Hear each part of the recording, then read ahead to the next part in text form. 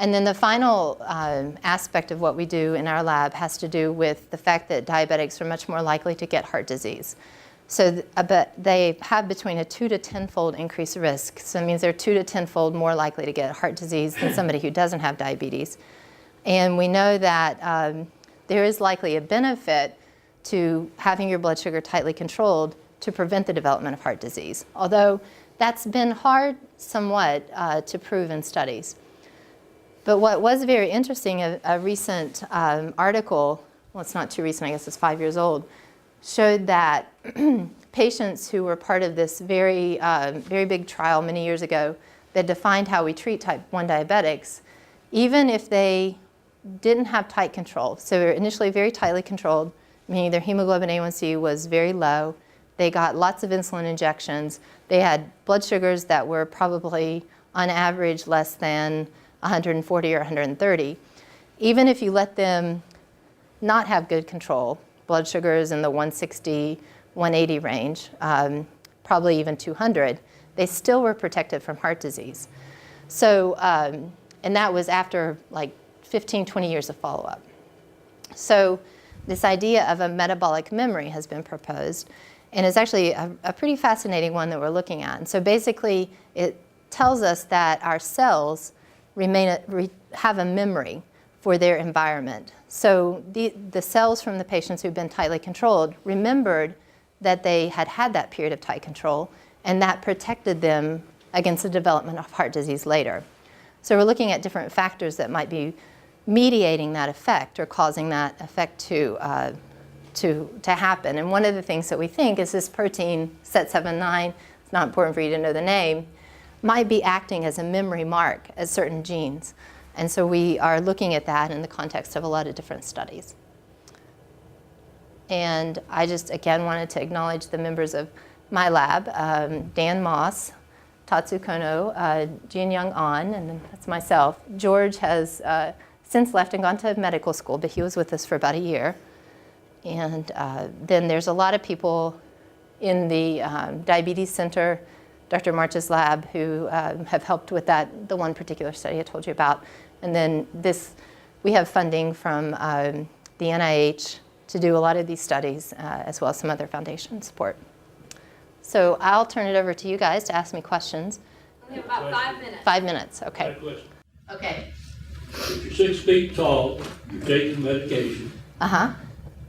and all of a sudden you wise up and you try to lose a little weight, you go from 35 to 35, Uh-huh. down to 225, and then you get it down to 215. And what I noticed was that I did feel better, and this has been recently, that when I got down to the 215 mark, Uh-huh. I felt a lot better.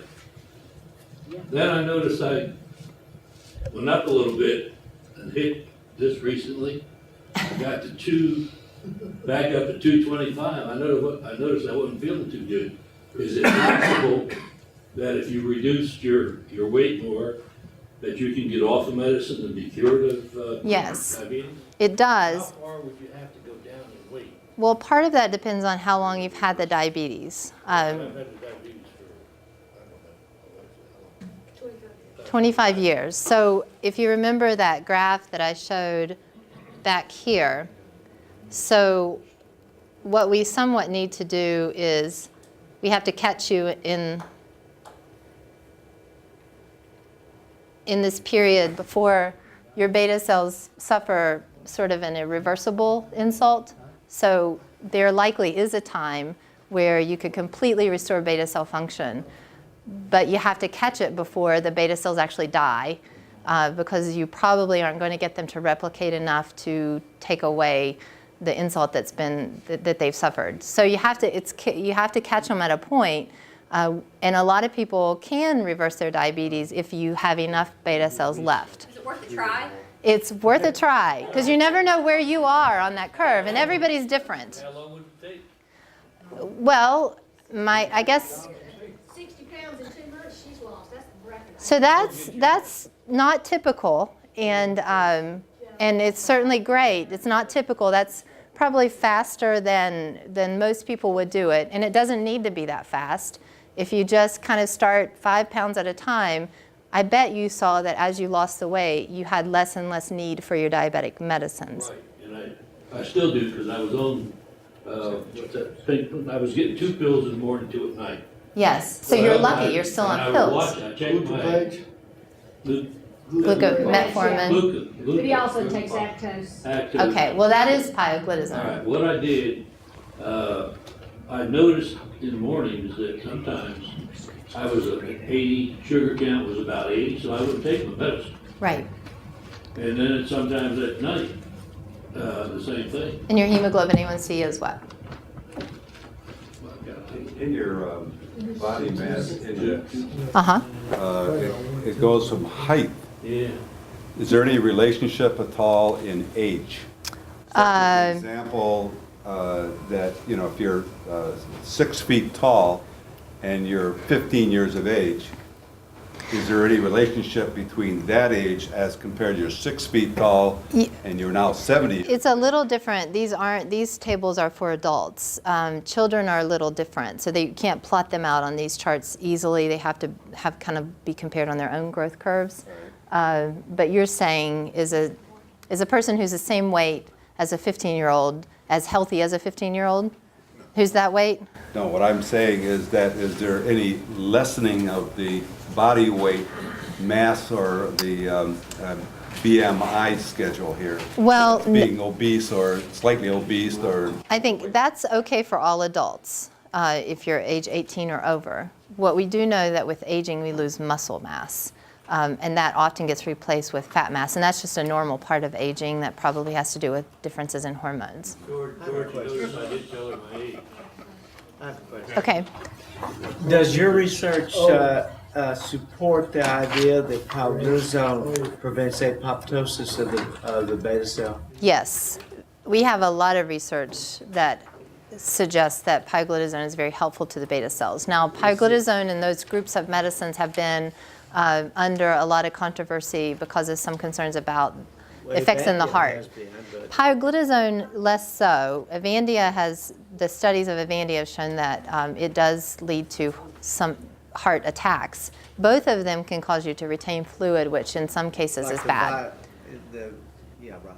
Right. And so what I think that our research would suggest is that there needs to be more than just pioglitazone and Avandia. There need to be smarter designs of drugs that maybe just directly target the beta cell and don't have effects on the other tissues, especially the heart or the kidney, and that would be particularly beneficial to the beta cell and the pancreas and diabetes. Are you using any stem cells with pancreas? We use, in the context of type 1 diabetes, we've done some of the stem cell studies. And how do you turn them on to make insulin? Well, so that's a good question. So right now we've just been making the animals diabetic, and then we give them these stem cells that we think will prevent the cells from dying further. Now, the question you're asking is, can you take a stem cell and can you make it into a beta cell? And that, I don't do that type of research in my lab. I'm very familiar with it though, and it's very interesting. So a lot of research has been done using umbilical cord stem cells, embryonic stem cells, fibroblasts. You can take someone's skin cells, you can make it de-differentiate, turn into a stem cell, and then redifferentiate it down a different lineage.